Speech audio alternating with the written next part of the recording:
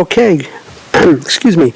Good afternoon and welcome to our July 24th, 2024 work session.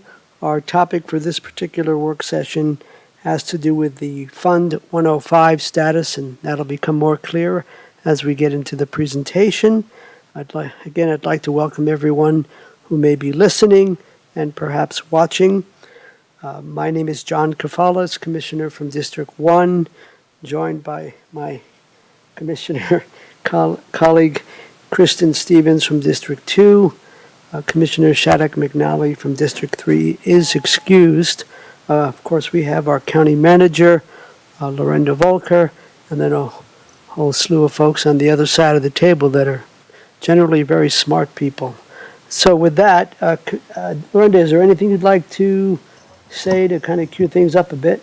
Just very quickly, this meeting is about an update on the fund we use to recover from natural disasters. And so you all have put funds in here for the good work that this team does. And quarterly, I believe we come back and talk to you about the status of the fund, what's happening within the fund, and if any additional monies are needed to be transferred to the fund. So Lori, I think you're leading this.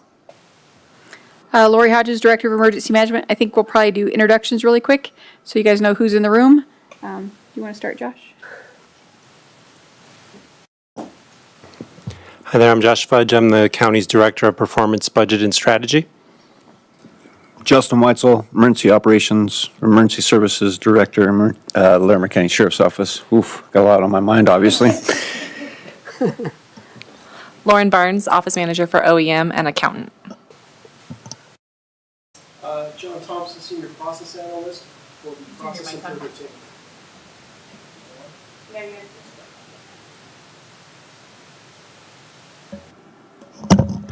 John Thompson, Senior Process Analyst with the Process Improvement Team. Yeah, Mike Murphy, I work with John on process We improvement. won't be able to hear. Oh, okay. He's Yeah, you guys should come up to the seat. Anybody who might speak. Mike Murphy on the process improvement team, working with John Thompson, looking at some of the financial aspects for Office of Emergency Management. And then we have Lori, Laura, and Saras here from the Finance Department. Didn't miss it. Okay. All right. So this is just kind of a quick update for you guys on kind of the status of where we're at with disaster funding for our previous disasters. And then also we wanted to give you guys an update on kind of process improvements that we've been doing. And when I say we, I mean these guys on just making sure that we have better visibility on Fund 105 and transparency on Fund 105. And it's a complex web of stuff, so we'll talk a little bit about that. So I gave you guys two handouts. The detailed handout is the one that you guys have probably seen before. It's what I've used in these meetings before. It's really the 2013 flood, COVID, and then all of the 2020 fires all together, including mitigation. So on that spreadsheet, you guys will see that we do have some updates with regard to the amount that FEMA still owes us. We did get some large payments this year, I think about $4 million in payments. So the amount that's still left as pending reimbursement is about $1.7 million from FEMA. So that is possible revenue this year or in future years that we'll be getting from FEMA. Everything else has been paid by all of the other agencies, the federal agencies, state agencies that we've been working with, the state of Colorado, their reimbursement is in this 1.7 as well. So that's what we should be seeing as far as revenue. And then engineering did tell us that they do have 3 additional costs that are going to happen because of the 2013 flood. One is revegetation of the Buckhorn. That's regular maintenance on a project that they did. And then Black Creek continues to have erosion from 2013 flood work. Rusty sent us photos just to make sure that we agreed with him that was happening. And then they have some studies that they're going to do. So that added some costs here that weren't already allocated anywhere. So I just wanted to show you guys that those are some additional costs that we will have either this year or next for the 2013 where are flood. those costs located on At the this? very top of the spreadsheet, right underneath total disaster costs, it says engineering 3 times. Those are the costs that I'm talking about. So the engineering revegetation is 50,000, the Black Creek erosion is around 300,000, and then the engineering studies is about 50,000. Thank you. So I did have I haven't changed the total projected costs for a while now, but those are some additional costs, but that should really be it as far as any kind of expenses related to the 2013 flood, as far as I know. And then for COVID response and recovery, we did close out that disaster with DHSEM. FEMA's in the process of closing that out now. So for that one, there won't be any more expenses for COVID. However, I did want Josh to talk a little bit about the ARPA fund because that's a separate budget line item within Fund 105 specific to COVID-19, and he was in charge of that, and I don't know anything about that one. So. So if you recall, we used to do the quarterly work sessions on the ARPA funds, but as we've basically allocated all those funds, we've stopped doing that. But just an update, between the state and local fiscal recovery fund, the local assistance and tribal consistency fund, and then interest that had been generated by those two funds, there was about $72.1 million in resources that were available. As of now, updating all the projects as we've gone along, there's about $71 million that's been allocated out, leaving about $1 million that has been unallocated. The total expenses for all of these items up through today is about $47.7 million.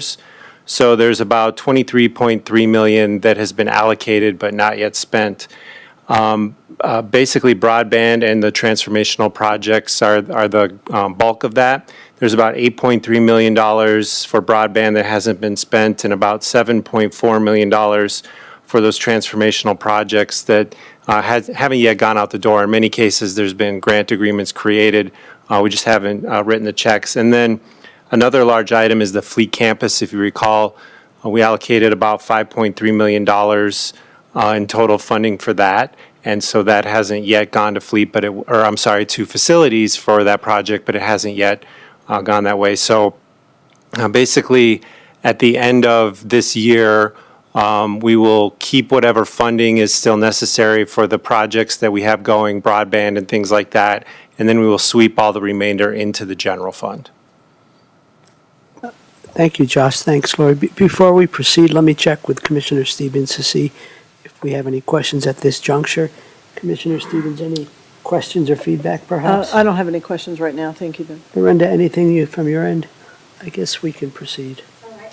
So on the other handout, if you look at them side by side, this one's a little bit easier. So this other handout, the one that's kind of a little bit easier, this is really us looking forward. So from today forward, what do I think we're going to have as far as expenses or revenue for any of these disasters? So as I said, for 2013 flood, we should be getting 1.6 million in FEMA reimbursement, and then we have those 3 engineering costs. That's really it that I can see for the 2013 flood as far as revenue or expenses coming in or out. For COVID, we are still owed by FEMA, even though we've closed the disaster, we're still owed about $65,000 in FEMA reimbursement that's pending. Hopefully we get that this year, but I'm not certain that we'll get that this year, so that might be a carryover to next year. So then if we go to the fires, that's probably the more complicated one. Well, the flood is the most complicated, but I didn't give you all the detail about that one. So for the fires, the FEMA reimbursement that's pending, again, for Cameron Peak Fire, we have closed that disaster with DHSEM as well as FEMA.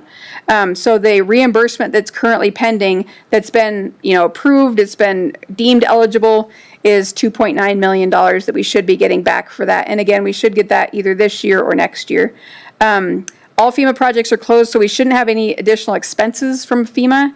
However, we are going to have expenses, we are going to have some expenses from the U.S. Forest Service for their bills and invoices. I did check with the Division of Fire Prevention and Control. They are not going to have any invoices for us, so it's just the U.S. Forest Service that we're going to get invoices from. And I've been in contact with them to try to get a better idea about timeline and about the amount, so we can get a better idea for our budget about what we're really looking at for expenses for that fire. And I don't know if Justin has any additional information about that other than what I just talked about. Okay. All right. So we have those amounts there. Those are really estimates at this point for what we think the expenses might be for those fires. Mishawaka and Stratton Park, though, would we be getting invoices from U.S. Forest Service? Because those weren't FEMA, so. Yeah, we'll still get invoices for those. Okay. So hopefully that makes sense to you guys, that piece. And then if you look at the detail spreadsheet, there are 2 line items that are highlighted kind of a pink color. And those 2 line items are the only 2 line items that we're still going to have costs associated with them. So for the stream gauges, we're going to see about $95,000 a year in expenses for stream gauges for 10 years total. So the total amount there is $870,000 that we'll have for the maintenance of those stream gauge systems that we got through the 2020 fire budget. And then the other one is the fire recovery projects mitigation. This is the line item that we continue to use for when we have post-fire flooding, when we have mitigation efforts that we need to try to fix. That's the line that, so that 1.18 million, we haven't spent all of that. That's the budget, but I put that we will spend the entire thing just in case so that we can continue to use it for post-fire impacts. Make sense? Otherwise, none of these line items will have any other changes. They should all be done, they're closed, so really it's just the stream gauge maintenance and then any mitigation that we have at this point. So I tried to put all that together, and so on the cover sheet that I gave you, the totals open for the disasters, revenue 4.67 million, and then expenses 6.1 million is what we should be receiving in the future for both of those.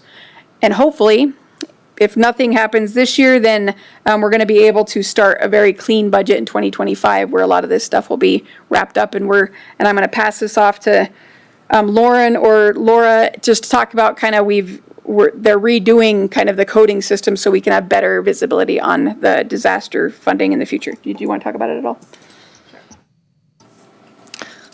Did you have any questions first? Commissioner Stevens, any questions or feedback?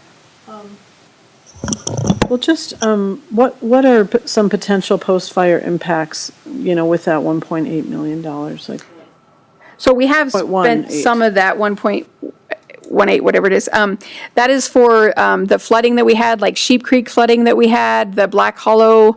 Black Hollow had its own line items for a little bit, but anything that would be like the roads washed out that we need to try to fix, any of that would be included in there. have we seen anything this year, or this has been a quiet year for that? So far, everything is good this year. Okay. And last year was a good year too. Last year it rained really a lot, so it was a good test year for the fire area, because usually if it's going to rain a lot, we're going to see a lot of flooding. We didn't really see a lot last year, which is good news. So hopefully, even if we do get a monsoon that's heavy this year, hopefully it'll be like last year where we have minimal impacts. How long do you see those impacts? Because you'll just keep that $1.1 million in this fund for like several years, a decade? We don't know.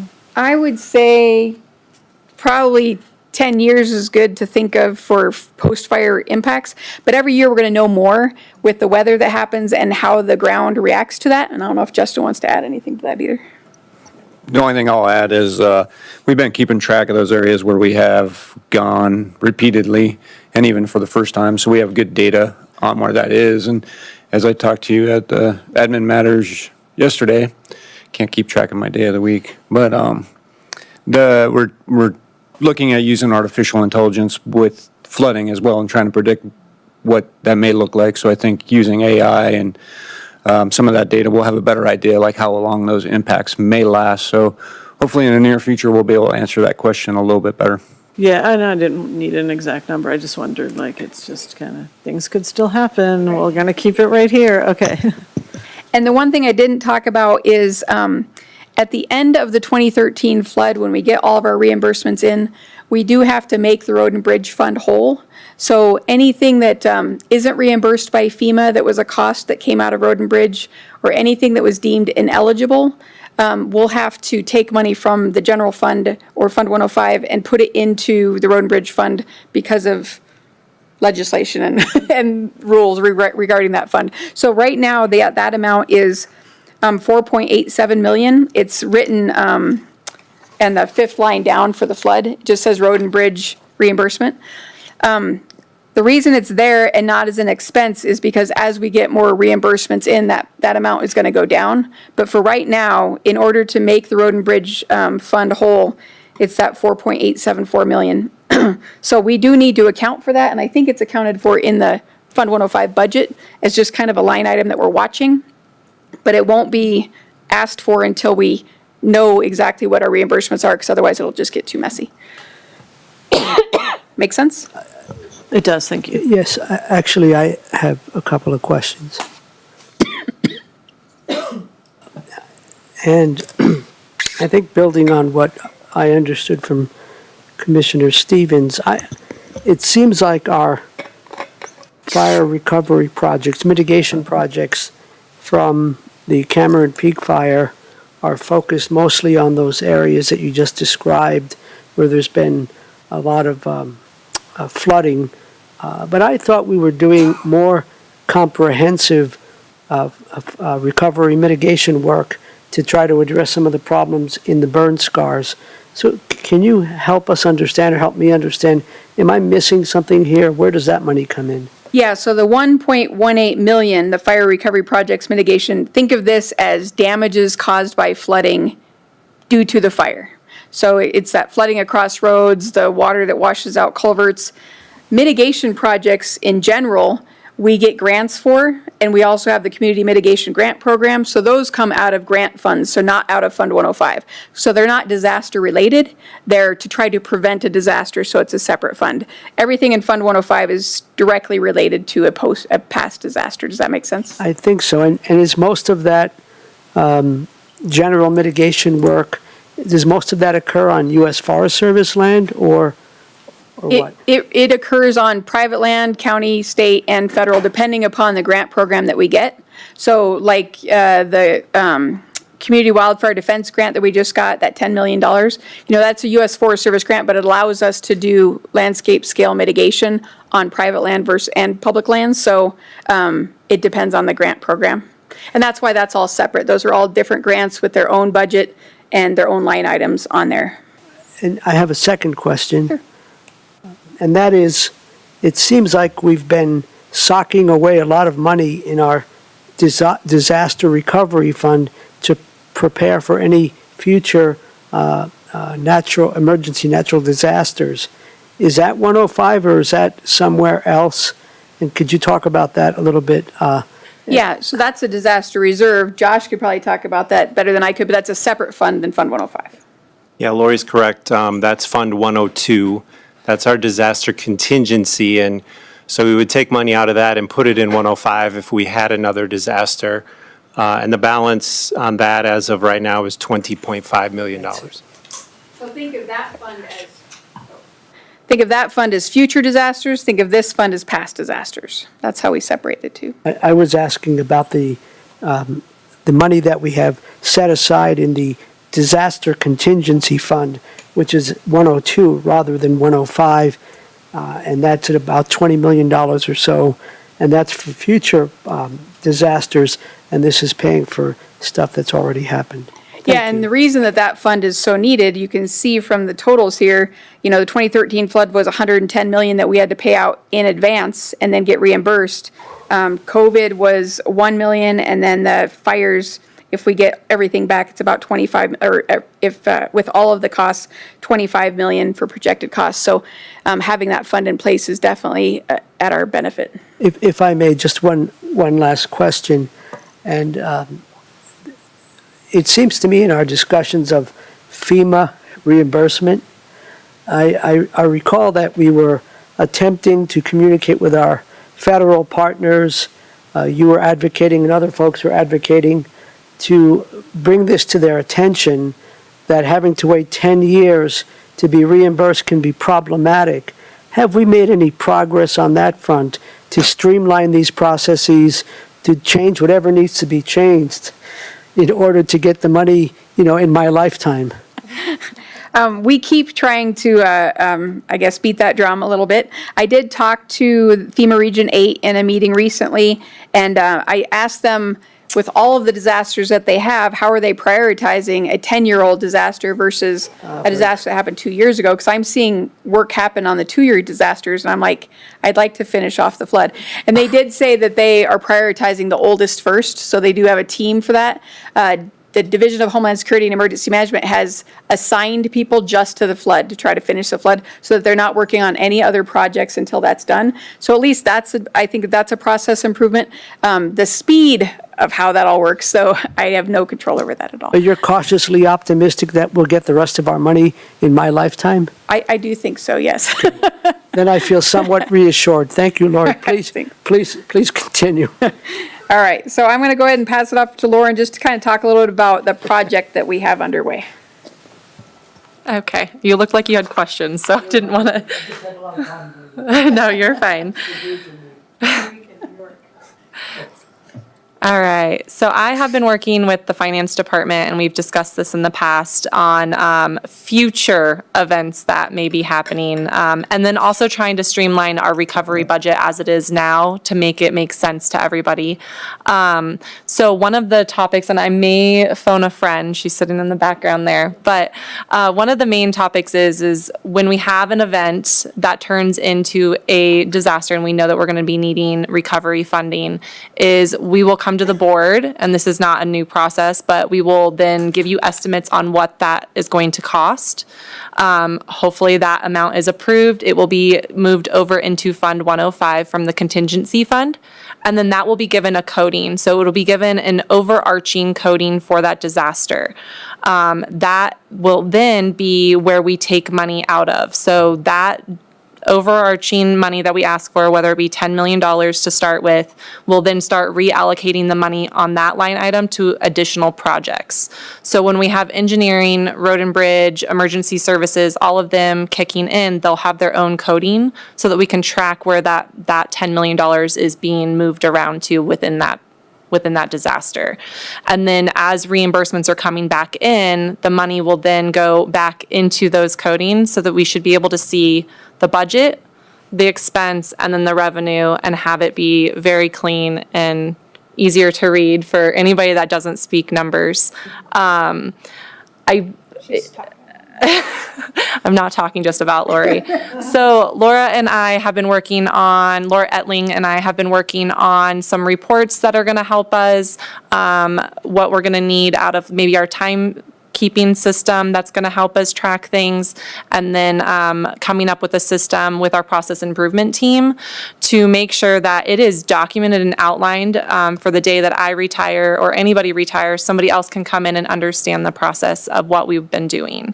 As the fund grows and changes, it's hard to keep track of the money in, money out, and where we're at with it. So that's a really big project. It's going to be hard to start it until we unfortunately have something that happens. But we are going to start tweaking our 2025 budget as we build everything out for 2025 and building it that way. So moving forward, hopefully we can just print a report, provide it for you guys, and you guys can see where we're at with each of our projects.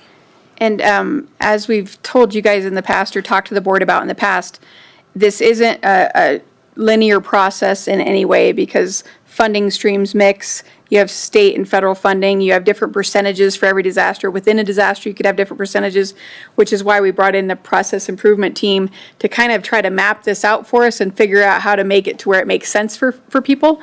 So that, again, if we do lose a staff member, they get promoted, they do something else, and somebody comes in, they're not going to be lost and have to start over again. So that's kind of why we started this whole process here. So I don't know if you want to chat about it a little bit. Sure. Great segue, by the way, you too. Everything they said, and I'll throw in a few things. I'm sorry, can you hear me? Actually, why don't you point the mic in your direction, please?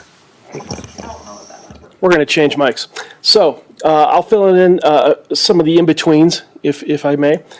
So what we're looking at is being able to more easily define, create, and obtain Fund 105 status, both current and future predictions. These guys take a lot of time, a lot of effort in trying to get that information. So we're trying to, as Lauren talked about, start with it in a more fixed structure that can roll all the way up. So we can tie all the ins and the outs back together. We're also hopefully going to improve the reconciliation and forecasting process as well by doing this. And then the third thing would be when funds or reimbursement comes in, more easily, more accurately tie in the reimbursement to where it goes. A lot of times right now, the reimbursement, as I understand it, comes in a check and it says, here you go. And we're like, okay, what's all in this? So we're going to be working on solving that. So that's the in-between that process improvement's going to help with. Department-wise, we're working with OEM, Sheriff, Engineering, Road and Bridge, Health and Environment, just to name the immediate ones or the frequent players. And time frame still to be determined, but we're going to have, I think, a lot of this, most of it ideally done by the end of the year. We're still kind of in a discovery phase with the OEM team and still will be, but we're also getting ready to engage the cool folks behind me in finance and keep moving forward on this. Any questions about any of that? So one of the really great things about that is whenever we say, what did that disaster cost us? Right now, we can figure it out. Someone has to go in, Lauren has to go in and line up all the information and do the math for us. This will mean each event will have its own set of accounts and line items so that we can quickly get to that fire cost us this much. We're so far 60% reimbursed from various sources and be able to tell you that information a lot faster. It's very manual right now. This fund was set up, I believe, in 2013 for the flood, and other things have happened. And so this cleanup, this separating of the different events that Lori does, that Lauren does manually, will now hopefully be reportable. And I think that is, that may not seem like a lot to the public, but it's a significant amount of work for the office to be able to just go in and pull up where we are. We will never turn a check back that FEMA gives us, right? But figuring out what that is for, which disaster does it assign to? Maybe it's more than one, and having to parse that out is not terribly easy. So we hope that this will help with that as well, just to keep it more structured. I don't want anyone to think that we don't have a good accounting. It's just a very manual accounting process right now. Yeah, so, I mean, clearly nothing's going to change on FEMA's end. Right. So, so when we get that check, though, the new system will help you figure out, I mean, you'll, by the dollar amounts or something like that, or do they put anything on the check, or the check's in the mail and? You want me to? Yes, so I will say that FEMA doesn't send manual checks anymore. It is basically an electronic transfer. And sometimes they'll have really good notes and sometimes they will not. So we won't necessarily know exactly what PW it goes to, project that it goes to within that disaster, but it will tell us which, reimbursement request it is, so then we can go and siphon through all of our reports. Well, so I'm glad this will be easier on your end, because on our end, I mean, it just appears. But on your end, I'm sure, as Lorinda was saying, there's a lot of manual work, and that, in this day and age, we probably can, I'm glad we have folks that are helping us figure out how to do that better, because you have plenty of work, I'm sure, to do beyond just figuring this out. So I'm really glad to hear that you'll be able to do that, and, I mean, there again, I've never felt like I got information late in any kind of way, but I'm sure that I would like you to not have to scramble for those kind of answers when we need those, so thank you. It all sounds great to me. Thank you. It all sounds great to me as well. I do have a question. And so Lauren, could you explain a little bit more for whoever may be listening, what we mean, more precisely what we mean by a new coding system? Are we talking about setting up sub-accounts within these funds, different numbers? And how does that relate to, how will this become more understandable, more transparent to regular folks, to the general public? Because I think that's part of what we're trying to achieve here. I mean, somebody who might be that wonky to want to go this deep into the accounts. So exactly what do we mean by that? Maybe partly for my sake, but for the public, and how will this make it easier for folks to know where this money's coming from and how we're spending it? Yeah, I can try and explain it. It's not as cut dry as I would like it to be. So within our accounting system, we can set up unique identifiers for each project, which we do currently do that. It just wasn't set up in the way that it makes sense to me, I guess would be the right way to say it. But really what it would be is we would ask for money for an event. That would be put into, I'm going to give you kind of just a coding example. It would be put into our coding structure. So LC, whatever the year is. So it would be LC 24A000. That would be something that happened this year. I don't want to speak it into existence. So, and then from there, we would work with, we would say, okay, you gave us $10 million. We would talk with engineering, road and bridge. Let's say it's a flood, and they say, okay, we now have culvert upsizing that we need to do on this county road. We have erosion that happened over here that we need to work on. Those would be two separate lines under that. So it would be LC 24A001 and 002. Then, as we're seeking reimbursement for these, the money that would come back for that culvert upsizing would then go back to LC 24A001. And so it should wash it out for the most part, except for the county portion that was our portion to cover. And then we'll be able to dive down further too, right? So if part of the funding is FEMA, part of it is FHWA, part of it is CDOT, we're hoping to dive down further then into that same project to be able to show that for that culvert, we had 3 different funding streams and we've gotten reimbursed at this level for each of those funding streams. And that's very helpful. Yeah, and our system is already set up to identify the funding sources that are coming back in. So basically, the main thing that we're going to be focusing on is that LC coding, and then our additional coding after that is the same. So whether it be FEMA, we have a set up code for that, for the revenue coming in, and it's just kind of it's a coding process. So that's extremely helpful in that internally so that we better understand how where the money is, how it's moving. Once again, for the general public, will they have access to this level of detail, or does anyone care about this? Hopefully no one cares. I get asked all the time after disasters, how much is this costing us? Where are we at with FEMA reimbursement, or how much revenue are you going to be getting? And so far, it takes a couple of days to try to figure it all out with the different spreadsheets that we have to piece together.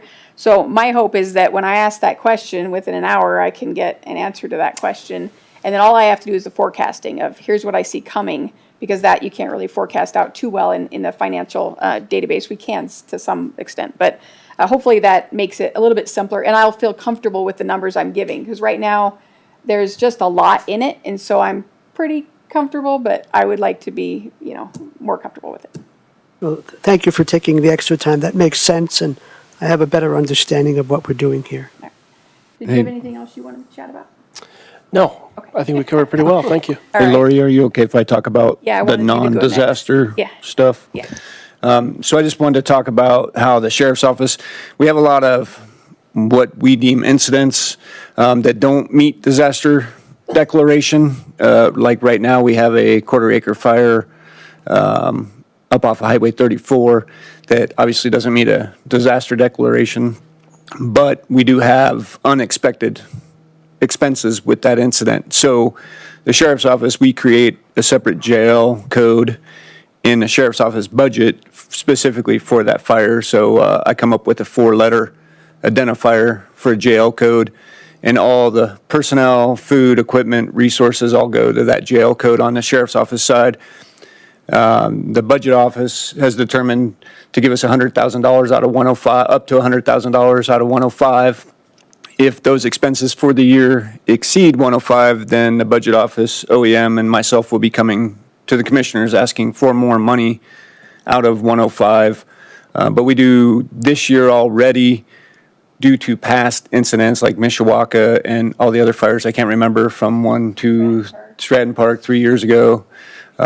We have probably over $70,000 that we've paid out in invoices from past fires, not even including the incidents we've had this year, which none of them have been significant. But when you add them up, we're probably around $20,000, $30,000 of expenses just that were unexpected. That isn't the normal working hours for our personnel. It's all overtime. And it may be some regular hours because we're 28 days, so it gets confusing on the timesheet side for the sheriff's office, because we have both 2-week and biweekly and 28-day employees. So we try and track all that and making sure that all the overtime doesn't end up on regular days when they should have been just paid normal. and the incident isn't absorbing that. So, but we do track all those costs on our side and work with the budget office and OEM, letting them know what expenses we have coming out of 105 as well, because there are several incidents that don't meet disaster declaration. I think this year we've probably already pulled at least 8 to 10 codes this year, if not more. I can't remember because I can't keep track of them all. And we're so pleased when they don't become incidents. So when you can keep them at the, quarter acre, it's well worth, the overtime, whatever it takes to suppress the fire or deal with the incident happening. That is the cheapest, best, safest, best for the community way to go forward. That's why that seed money is there, the 100,000, and the constant conversation about what's happening this year, what do we see coming, what are the actual expenses related to these small fires. I think 2 years ago, I want to say you all had more than 50 small incidents that you were able to put out before they became kind of a big deal. And so that can be the volume, not just 2 or 3, but it can be, quite significant. Yeah, we had 52 fires that year, plus all the flooding incidents, which were probably in the 30s. And then we have also included the red flag days, which we've had 9 already this year in the red flag days, where we bring extra staffing on. And typically it seems to be red flags happen on the weekend, so that's all overtime as well. But it's definitely worth having those extra resources available if they're needed.